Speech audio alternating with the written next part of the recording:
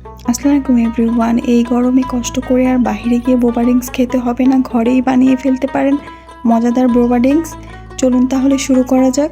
প্রথমে আমি এখানে সাবুদানা নিয়ে নিয়েছি। সাবুদানাগুলিকে এখন আমি খুব ভালো করে ব্লেন্ড করে নেব। এখন আমি একটা চালনির সাহায্যে খুব ভালো করে চেলে নিচ্ছি। চেলে নেওয়া হয়ে গেলে চেষ্টা করবেন খুব ভালো করে চেলে নিতে, যাতে করে কোনো দানা দানা না থাকে। সবগুলো আবার একবার আমি ব্লেন্ডার ঝাড়ে ঢেলে নিচ্ছি, যাতে করে আর একটু ভালো করে মিহি হয়। এই তো হয়ে গিয়েছে। এখন আরেকবার চেলে নিচ্ছি। এখন আমি ব্লেন্ডারে চিনিগুলোকে পাউডার করে নেব। এই তো হয়ে গিয়েছে। এখানে নিয়ে নিয়েছি গুঁড়ো করা চিনি, সাবু আর কোকো পাউডার। প্রথমে নিয়ে নিচ্ছি সাবুদানা গুঁড়া করা, তারপরে নিয়ে নিচ্ছি চিনি গুঁড়ো করা, আর সাথে দিয়ে দিচ্ছি কোকো পাউডার। কোকো পাউডার দেওয়া হয়ে গেলে সবগুলো উপকরণ এখন আমি একসাথে খুব ভালো করে মিশিয়ে নিচ্ছি। এখন আমি দিয়ে দিচ্ছি কর্নফ্লাওয়ার। কর্নফ্লাওয়ার দেওয়ার পরে খুব ভালো করে নেড়ে চেড়ে মিশিয়ে নিব। এই প্রত্যেকটা উপকরণ কিন্তু আমি খুব ভালো করে চেলে নিয়েছিলাম। এখন আমি হালকা কুসুম গরম পানি দিয়ে হাত দিয়ে সুন্দর একটা ড্রো তৈরি করে নিচ্ছি। এখানে একটা শক্ত ড্রো তৈরি করতে হবে।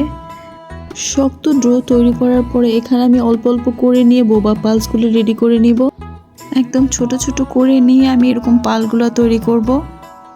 এখন বসিয়ে দিয়েছি পানি। পানিটা একটু গরম হলেই বোবা পালসগুলো দিয়ে দিব পানির মধ্যে। পানির মধ্যে দিয়ে 15-20 মিনিটের মতো সেদ্ধ করব এগুলাকে।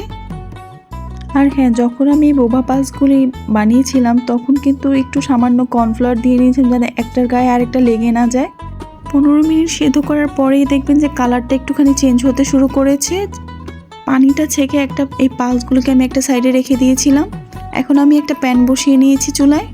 এখানে আমি একটা চিনি শিরা তৈরি করে নেব। প্রথমে দিয়ে দিয়েছি চিনি, তার মধ্যে দিয়ে দিলাম কফি আর সামান্য একটুখানি পানি। এগুলো দিয়ে কিছুক্ষণ জাল করে নিব। এখানে আমি চিনিটা গলে যাওয়া পর্যন্ত অপেক্ষা করব। চিনিটা ভালো করে গলে গিয়েছে। এরপর আমি এখানে দিয়ে দেব সেদ্ধ করে রাখা বোবা পালসগুলো। এখন একটু নেড়ে চেড়ে মিশিয়ে নিচ্ছি। এখানে আমি ঠান্ডা ঠান্ডা দুধ নিয়ে নিয়েছিলাম। 1.5 লিটার দুধ ঘন করে জাল দিয়ে নিয়েছি। এর সাথে আমি চিনিগুলোকে খুব ভালো করে মিশিয়ে দিচ্ছি, সাথে দিয়ে দিচ্ছি সামান্য গুঁড়ো দুধ। এখানে আমি গ্লাসে গ্লাসে বোবা পালসগুলি ঢেলে নিচ্ছি। তৈরি করা এত সহজ একটা জিনিস কেন আমরা বাইরে থেকে এত দামে কিনে খাবো বলেন তো? আপনারাও চাইলে ঘরে খুব সহজেই বানিয়ে ফেলতে পারেন বোবা ড্রিঙ্কস। এখানে আমি দুধটাকে আরেকটু ঠান্ডা করার জন্য আর একটু বরফ দিয়ে নিচ্ছিলাম। বরফ দেওয়ার পরে এখন আমি মিল্কশেকগুলিকে গ্লাসে গ্লাসে ঢেলে নিচ্ছিলাম। ঢেলে নেওয়ার পরে উপরে আমি একটুখানি কফি পাউডার দিয়ে নিয়েছিলাম। কফি পাউডার দেওয়ার পরে কালারটাই চেঞ্জ হয়ে গিয়েছে। আপনারা চাইলে এখানে আইসক্রিমও দিতে পারেন, চকলেট আইসক্রিম দিতে হবে। এবার আর তেমন কিছু না, একটু নেড়ে চেড়ে মিশিয়ে নিলেই হয়ে যাবে বোবা ড্রিঙ্ক। এই গরমের মধ্যে খেতে এত ভালো লেগেছিল, মাশাআল্লাহ। বোবা ড্রিঙ্কস বানানোর পরে আমি আমার যাকে খাইয়েছিলাম উনি খুশি হয়ে এই উপহারটুকু আমাকে দিয়েছেন।